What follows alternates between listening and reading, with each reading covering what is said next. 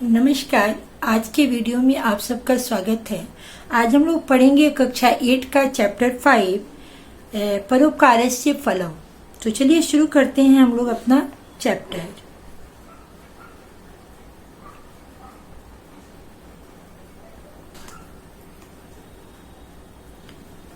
परोपकारस्य फलम।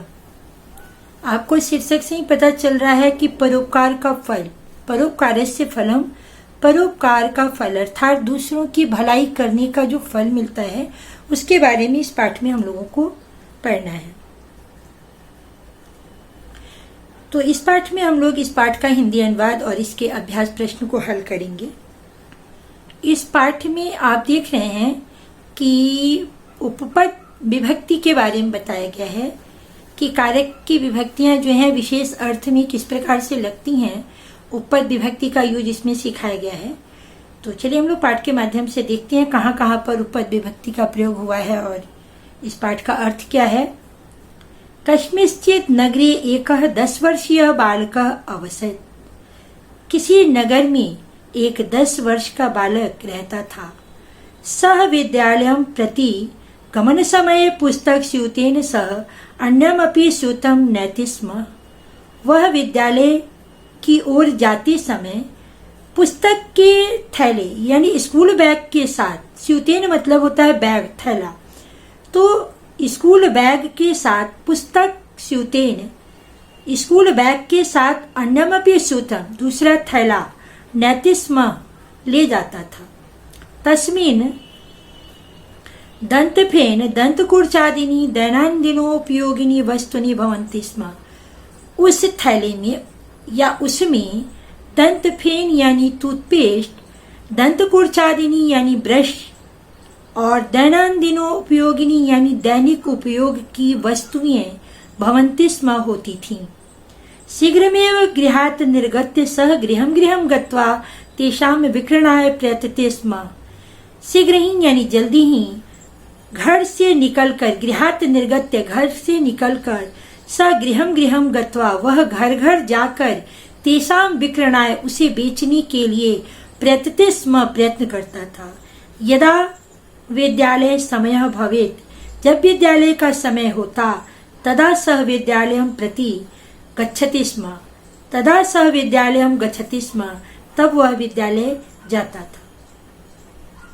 एकदा यथा पूर्वं स गृहात् निर्गतः। एक बार उसी तरह से, पहले की तरह वह घर से निकला। पूर्व रात्रो तेन किमपि न खादितम आसीत्। उसकी पहली रात को यानी जिस दिन निकला उसके पूर्व रात्रि को उसने किमपि कुछ भी न खादितम खाया था। अतः महती बुभुक्षा तम बाधते स्म। अतः जोर की भूख उसे परेशान कर रही थी। महती बुभुक्षाम तम बाधते स्म यानी जोर की भूख उसे परेशान कर रही थी। अतः महती बुभुक्षाम तम बाधते स्म, अतः जोर की भूख, कष्ट की भूख उसको जो है परेशान कर रही थी। कष्टेन पदानि स्थापयन् सः एकस्य गृहस्य द्वारे घंटा वादितवान्। कष्ट पूर्वक पैर रखते हुए वह एक घर के द्वार घंटा यानी डोर बेल को वादितवान यानी बजाया। काचित लघु बालिका द्वारा उद्घाटितवती। काचित यानी कोई छोटी लड़की ने दरवाजा खोला। लज्जावशात सह बालकः जलमात्रम अयाचत। लज्जा के कारण, शर्म के कारण उस बालक ने केवल पानी मांगा। किंतु सा बालिका मुखदर्शनात् एव आगतवती यत् अयं बालकः बुभुक्षाया ग्रस्तः अस्ति। किंतु वह लड़की मुख दर्शनात्, मुख देखने से ही आगतवती समझ गई यत कि अयम यह बालक भूख से ग्रसित है। अयम बालक बुभुक्षाया, यह बालक भूख से ग्रस्त अस्ति, ग्रसित है। अतः स अंतः गत्वा क्षीरब्रेडं नामकं खाद्यं च आनीय तस्य हस्ते अर्पितवती। अतः सा अंतः गत्वा, वह अंदर जाकर दूध और ब्रेड या क्षीरम मनी खीर भी हो सकता है, आप दूध और खीर कोई भी अर्थ लगा सकते हैं। तो दूध और ब्रेड नामकम खाद्यम च, दूध और ब्रेड नामक खाने की सामग्री च आनीय लाकर तस्य हस्ते अर्पितवती, उसके हाथ में अर्पित करती है, देती है।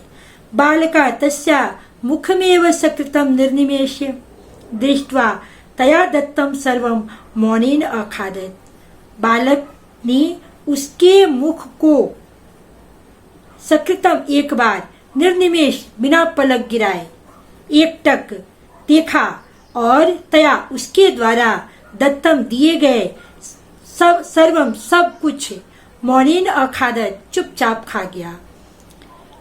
तस्या मुखमेव सकृत निर्निमेष दृष्ट्वा तया दत्तम सर्वम मौनेन खादत, उसके बालक ने उसके मुंह को एक बार ध्यान से देखा और उसके द्वारा दिए गए सभी चीजों को चुपचाप खा गया। बुभुक्षा पगमात नितराम संतुष्ट सब तस्य धन्यवादम समर्प्य अवदत, भूख समाप्त होने के बाद वह संतुष्ट हुआ, एक बार वह संतुष्ट हुआ और उसने उसे धन्यवाद समर्पित किया और बोला, मम स्यूत अस्थेषु, मेरे थैले में स्थित इष्टम किमपि वस्तु स्वीकुरु इति, मेरे थैले में स्थित कोई भी वस्तु स्वीकार करो।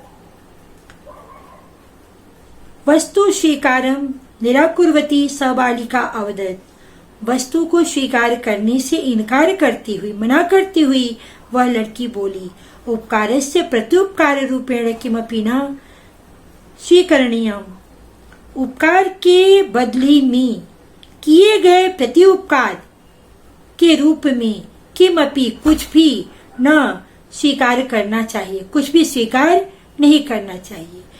इस पंक्ति का अर्थ यह हुआ कि अगर हम किसी पर उपकार करते हैं और उस उपकार के बदले अगर वह हमारे ऊपर प्रत्युपकार करता है तो उसके द्वारा दिए गए किसी भी वस्तु को स्वीकार नहीं करना, ऐसा माँ कहती है। अतः किमपि न स्वीकरोमि अहम, अतः मैं कुछ भी स्वीकार नहीं करूंगी। अध्ययनं कृत्वा सैव बालकः डॉक्टर हावर्ड नामकः चिकित्सकः अभवत्, पढ़ाई करके वही बालक डॉक्टर हावर्ड नामक चिकित्सक हुआ।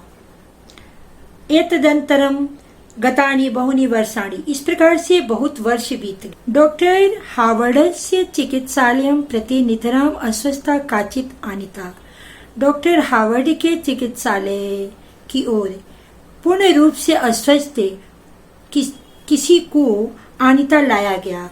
सहायका वैदा ताम परीक्षा डॉक्टर हावर्डम अवदन, सहायक डॉक्टरों ने उसे देखकर डॉक्टर हावर्ड से बोले, ईशाम आपात स्थितो अस्ति, यह बहुत ही आपात स्थिति यानी कि दयनीय स्थिति, भयानक स्थिति में है। अचिरात एवं शल्य चिकित्सा करणीय, शीघ्र ही इसका ऑपरेशन करना चाहिए। अचिरात एवं शल्य चिकित्सा करणीय, शीघ्र ही इसका ऑपरेशन करना चाहिए। डॉक्टर हावर्ड तस्या मुखम सकृतम निर्निमेष अपश्यत, डॉक्टर हावर्ड ने उसके मुख को एक बार निर्निमेष यानी ध्यान से देखा। स क्षण मात्रेन अगतवान, उन्होंने तुरंत समझ लिया। यत पूर्वम कदाचित मह्यम क्षीरम ब्रेडम च दत्वती बालिका एव इयम अस्ति इति, कि पहले कभी मुझे खीर और ब्रेड देने वाली बालिका यही है। स झटति तस्या शल्यचिकित्सार्थ स्वयं उद्धत अभवत, तुरंत वह उसकी शल्यचिकित्सा के लिए स्वयं तैयार हुए। विशेषावधानेन सह शल्यचिकित्सा अकरोत, विशेष सावधानी के साथ उन्होंने उसका ऑपरेशन किया। अल्पनैव कालेन सा स्वस्था अभवत, कुछ ही समय में वह स्वस्थ हुई। गृहं प्रति निर्गमन समय अपि आगतः, घर की ओर जाने का समय भी आ गया। मया कियत देयम इति भगवान एव जानाति। मैं क्या दूं यह भगवान ही जानते हैं। इति चिंतयति, ऐसा सोचकर सा वैद्यम अवदत, वह डॉक्टर से बोली, मया कियत देयम, मैं क्या दूं, देकम दियताम इति, अपना बिल दे।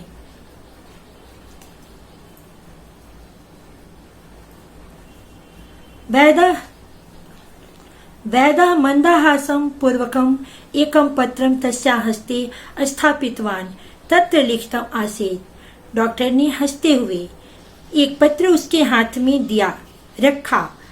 वहां लिखा था, चषकम इतम क्षीरम ब्रेडम च, एक चम्मच खीर और ब्रेड।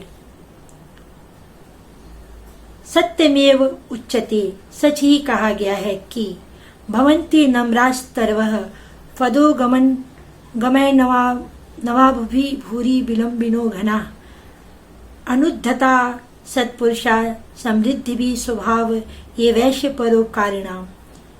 इस श्लोक के माध्यम से ये बताया गया है कि जब भवन्ति नम्रास्तर्वः, जब वृक्षों पर फल आते हैं तो उनकी डालियां स्वयं झुक जाती हैं।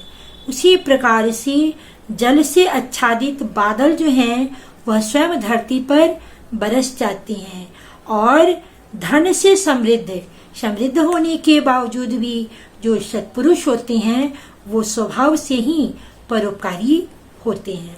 तो इस श्लोक के माध्यम से हम लोगों को ये बताया गया है। यहाँ पे आप देख रहे हैं कि ऊपर विभक्ति नाम प्रयोग लिखा है, तो यहाँ पे विभक्तियों का प्रयोग किस किस अर्थ में होता है ये बताया गया है। तो जब आपको कारक प्रकरण पढ़ाया जाएगा तो उसमें इन सारी विभक्तियों के बारे में डिटेल बता दिया जाएगा। अब हम लोग चलते हैं अभ्यास की ओर। तो पाठ का शब्दार्थ आप लोग याद कर लेंगे, शब्दार्थ याद करने से आपको पाठ आसान हो जाएगा। अब हम लोग चलते हैं इसके अभ्यास की तरफ। तो सबसे पहला प्रश्न है मौखिक। शुद्धम उच्चारणम कुरु, शुद्ध उच्चारण करना है। अस्थापयन, लज्जावशात, मुख दर्शनात्, उक्तवती, आगतवती, बुभुक्षया, स्वीकरणीयम, विशेषावधाने। श्लोकम पठित्वा अर्थम वदत, श्लोक पढ़ के अर्थ बताना है। भवन्ति नम्रास्तर्व फलोदगमय नवाम्बुभि भूरि विलंबिनो घना, अनुद्धता सत्पुरुषा समृद्धि भी स्वभाव एवैश्य परोकारिणा। यहाँ ये कहा गया है कि फल से लदे हुए वृक्ष जो होते हैं, जब वृक्षों पे फल आते हैं तो उनकी डालियां नम्रास्तर्व झुक जाती हैं, और उसी प्रकार से बादल जब जल से आच्छादित होता है तो वो बरस जाता है धरती पर। तो उसी प्रकार जो परोपकारी पुरुष होते हैं वो समृद्ध होने के बावजूद भी स्वभाव से परोपकारी होते हैं। उनका स्वभाव ही होता है दूसरों की भलाई करने वाला। अब हम लोग लिखित प्रश्न की ओर चलेंगे। विकल्पेभ्य उचितम उत्तरम चित्वा लिखत, विकल्प से उचित उत्तर चुनकर के लिखना है। नम्रास्तर्व अनयो विशेषण पदम किम, नम्रास्तर्व में दो शब्द हैं, एक नम्रः और दूसरा तर्वः। तो तर्वः मतलब होता है वृक्ष और नम्रः मतलब झुके हुए। तो झुके हुए वृक्ष जो है पेड़ की विशेषता बता रहा है, पेड़ कैसा है तो झुका हुआ है। तो यहाँ पे विशेषण पदम हुआ नम्रः। क्वेश्चन नंबर 2 में अल्पनैव इत्यस्य उचित संधि विच्छेदः, अल्पनैव का संधि विच्छेद करना है। तो अल्पे जोड़ नैव, अल्पे नैव जोड़ व, और अ जोड़ अल्पे नैव, और अल्पेन जोड़ी एव। तो आपका ये वाला चौथा वाला ऑप्शन सही होगा, अल्पेन जोड़ एव। क्वेश्चन नंबर 3 में चिकित्सालयस्य चिकित्सकस्य नाम किम आसीत्, अस्पताल के चिकित्सक का डॉक्टर का नाम क्या था, तो डॉक्टर हावर्ड। बालकः कति वर्षीय आसीत्, बालक कितने वर्ष का था, तो 10 वर्षीय। 10 वर्ष का था। रिक्त स्थानानि पूर्यत, रिक्त स्थानों की पूर्ति करनी है। नगरे एक 10 वर्षीय बालक का अवसर, नगर में एक कितने वर्ष का बालक रहता था? तो 10 वर्ष का। तो आपको यहाँ बोलना है कि किसी नगर में, तो कश्मीर स्थित नगरे एक 10 वर्षीय बालक अवसर, किसी नगर में एक 10 वर्ष का बालक रहता था। डैश सह बालक जलमात्रम अयाचत, वह बालक जल ही मांगा। तो क्यों जल मांगा? तो लज्जावशात, शर्म के कारण। एकदा डैश स गृहात निर्गतः, एक बार वह घर से निकला। कैसे निकला? तो यथापूर्वम, समय से पहले की तरह। डैश न स्वीकरोमि अहम, मैं स्वीकार नहीं करूंगी, किमपि, कुछ भी। विशेष सावधानेन सह शल्य चिकित्सा अकरोत्, किया। तो इस तरह से फिल इन द ब्लैंक्स हम लोग भरेंगे। क्वेश्चन नंबर 3 में एक पदेन उत्तर है, एक पद में उत्तर देना है। तो सह बालक कति वर्षीय आसीत, वह बालक कितने वर्ष का था? तो आपका उत्तर होगा 10 वर्षीय आसीत। स वस्तुना विक्रणाय कुत्र अगच्छत्, वह वस्तुओं को बेचने के लिए कहाँ जाता था? तो गृहम, घर। कस्मात् बालक केवलम जलम अयाचत, किस कारण से बालक ने केवल जल मांगा? तो लज्जावशात, लज्जा के कारण बालक ने केवल जल मांगा। बालिका बालकस्य हस्ते किम अर्पितवती, लड़की ने बालक के हाथ में क्या दिया? तो क्षीरम ब्रेडम च, खीर और ब्रेड। कस्य चिकित्सालय अस्वस्था बालिका आगतवती, किसके अस्पताल में अस्वस्थ लड़की आई? तो डॉक्टर हावर्ड के विद्यालय में अस्वस्थ लड़की आई। क्वेश्चन नंबर 4 में निम्नलिखित शब्दानाम विभक्ति वचनानि च लिखत, निम्नलिखित शब्दों की विभक्ति और वचन लिखना है। तो मति भ्याम का आपको दिया हुआ है कि मति भ्याम में तृतीया विभक्ति और द्विवचन है। साधो जो है इसका मूल शब्द साधु है, और ये जो है सप्तमी विभक्ति का आपका एक वचन है, साधो। वारिणः मूल शब्द वारी है, और ये षष्ठी विभक्ति का एक वचन है। धेनु मूल शब्द धेनु है, और ये जो है आपका द्वितीया विभक्ति का बहुवचन है। अब हम लोग क्वेश्चन नंबर 5 में चलेंगे। निम्नलिखित वाक्यानि उपपद विभक्त्या अनुसारेण शुद्धम कुरु, निम्नलिखित वाक्यों को उपपद विभक्ति के अनुसार शुद्ध करेंगे। तो यहाँ दिया हुआ क्वेश्चन नंबर 1 में सह सिंहेन बिभेति, वह शेर से डरता है। तो जब विभेति यानी भय की स्थिति हो, भी धातु के अर्थ में, वहां पे आपको पंचमी विभक्ति का प्रयोग होता है। तो यहाँ पे सिंहेन ना होकर के सिंहात होगा। स सिंहात बिभेति, वह शेर से डरता है। ख में है विद्यालय से परितः वृक्षा सन्ति, विद्यालय के चारों ओर वृक्ष हैं। तो जब परितः शब्द का योग हो तो द्वितीय विभक्ति का प्रयोग होता है। तो यहाँ विद्यालय से न होके होगा विद्यालयम, विद्यालयम परितः वृक्षाः सन्ति, विद्यालय के चारों ओर वृक्ष हैं। बालकम मोदते, बालकम मोदकम रोचते। तो यहाँ आप देख रहे हैं कि रोचते रुच धातु है। तो रुच धातु के अर्थ में चतुर्थी विभक्ति का प्रयोग होता है। यहाँ पे बालकम द्वितीय विभक्ति का है, तो यहाँ पे हो जाएगा बालकाय, चतुर्थी विभक्ति का बालकाय मोदकम रोचते, बालक को लड्डू पसंद है। मम जलम ददातु, अब आप देख रहे हैं कि ददातु यानी दादातु के अर्थ में दान किया जाए, किसी को दिया जाए, तो उस अर्थ में चतुर्थी विभक्ति का प्रयोग होता है। और यहाँ पे मम शब्द जो है षष्ठी विभक्ति का है। तो यहाँ आपका हो जाएगा मह्यम जलम ददातु, ना मुझको जल दो। इस प्रकार से यहाँ पर उपपद विभक्ति का प्रयोग हम लोगों ने सीखा। क्वेश्चन नंबर 5 में हम लोगों को क्या करना है कि रेखांकित पदानि आधारीकृत प्रश्न निर्माणम कुरुत। रेखांकित जो पद हैं उसके आधार पे आपको प्रश्न निर्माण करना है। तो एक 10 वर्षीय बालक अवसर, एक 10 वर्ष का बालक रहता था। अब आप देखेंगे कि 10 वर्षीय जो है, वर्षीय ये पुल्लिंग शब्द है। बालक कितने वर्ष का था? तो 10 वर्षीय। तो यहाँ पर हो जाएगा एक किम वर्षीय, किम वर्षीय या कह वर्षीय बालक अवसर। तो किम वर्षीय हो जाएगा कितने साल का, सॉरी कति वर्षीय होगा, कितने वर्ष का।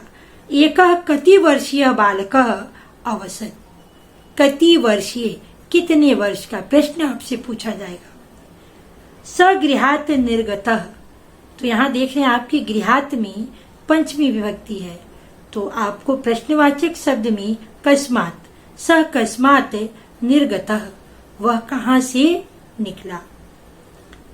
ग में है लज्जावसात सह,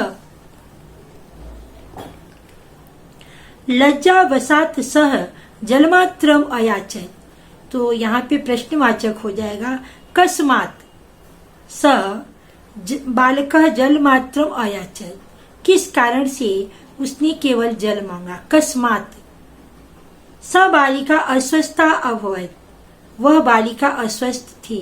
तो यहाँ पर होगा कि स बालिका कस्या अभवत, कैसी थी। क्वेश्चन नंबर 7 में हम लोगों को क्या करना है कि अधोलिखित विकल्पेभ्य उचितम उत्तरम चिन्होते, नीचे लिखे गए विकल्पों से सही उत्तर चुन करके आपको उत्तर लिखना है। तो हाथ का आभूषण क्या है? दान देना। हाथ का आभूषण दान देना है। कान का आभूषण क्या है? कान का आभूषण है बुरा न सुनना। और मुख का आभूषण क्या है? मुख का आभूषण है सत्य बोलना। पांव का आभूषण क्या है? तो पांव का आभूषण है सत पथ पर चलना, यानी अच्छाई के रास्ते पे चलना। नेत्र का आभूषण क्या है? तो नेत्र का आभूषण है अप्रिय न देखना, यानी बुरी चीजें न देखना। मस्तिष्क का आभूषण क्या है? तो मस्तिष्क का आभूषण है अच्छा सोचना। अब इसके बाद रचनात्मक अभ्यास है, जिसे आप विभक्ति उपपद विभक्ति का प्रयोग करके स्वयं करेंगे। तो आपका पाठ यहीं पे समाप्त होता है। और अगर आपको मेरा प्रयास पसंद आए तो आप वीडियो को लाइक कीजिएगा, ज़्यादा से ज़्यादा शेयर कीजिएगा, ताकि अधिक से अधिक लोग इसका फ़ायदा उठा सकें। और बेल भी आप दूसरा वीडियो अपलोड करूं उसका नोटिफिकेशन आपको मिल सके और आप सबसे पहले वीडियो को देख सकें। धन्यवाद।